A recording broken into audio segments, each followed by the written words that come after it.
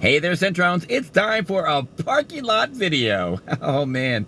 I wonder if I'm the originator of parking lot videos. I was doing these years ago, just parking in parking lots and doing a video. While the wife shops, hey, might as well do a video, right? So the Juno X is on a lot of people's radar. Todd Smith messaged me on Facebook and he let me know, hey, he's going to buy a Juno X. It's coming to his studio. So, yeah, congratulations, Todd Smith, on getting yourself a Juno X there. Like for myself, I've got the Phantom 2019. I've got a lot of Juno sounds in there. And I do own the JUNO-106 original by Roland.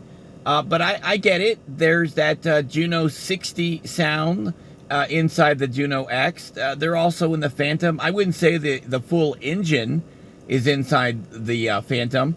I would suspect that down the road, these engines are going to be available for the Phantom. It is the flagship for Roland. So I don't really see a huge need to grab a Juno X at this point. I've got so much that I already have synth-wise that I don't really have any gaps in my sound that I can't be filled by stuff I already own. But that being said, I've got to tell you, the Juno X cosmetics, and I touched on this in another video, they're just gorgeous because they bring back the looks of this synth. It brings back the nostalgic vintage look of an original Juno 106. And it's funny that they picked that style. I think out of all the Junos, that the Juno 106 is perhaps the most best looking of all the Junos ever produced, but other people might have a different opinion.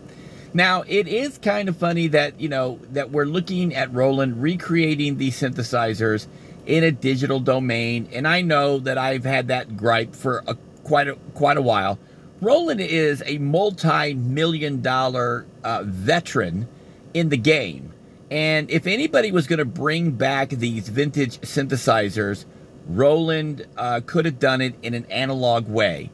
But for now, they're choosing to go the digital way simply because there's so much more money in the software realm to be made. There's less overhead, less development cost. It's just a lot less expensive to bring these into the digital world.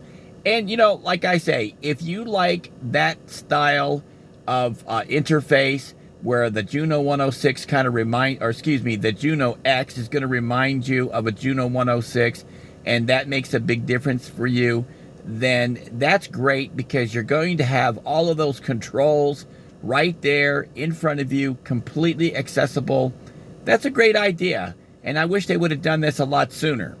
The price tag for me is a little steep. I mean, you're getting close to some of the other synths that are out there. An Iridium module, I think, is about $2,700.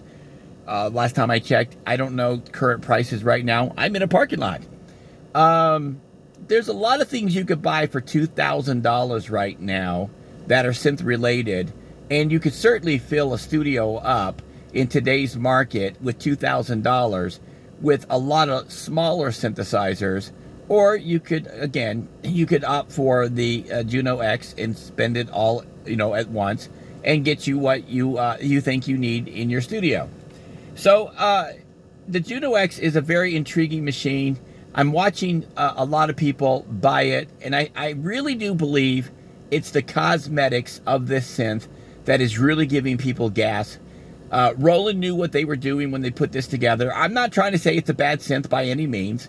I'm just saying that for me, I don't need it. I've got the Phantom, and I think that because there's no analog filters on this synthesizer, that we're looking at something that would be easily replaced in software, minus the incredible interface you're going to have, because it's a beautiful interface.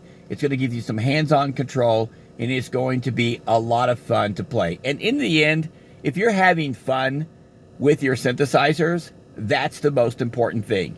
But I support anyone who wants to buy anything they want to. It's your money. Go for it, and more power to you. In my book, there just isn't any bad synthesizers. They're all different flavors out there for everyone, and this is exactly what people have been looking for in a synth, interface-wise. That's my take on it again. What is all of your thoughts on the Juno X? Leave a comment below. And I am Pure Ambient Drone. Until next time, keep calm and synth on.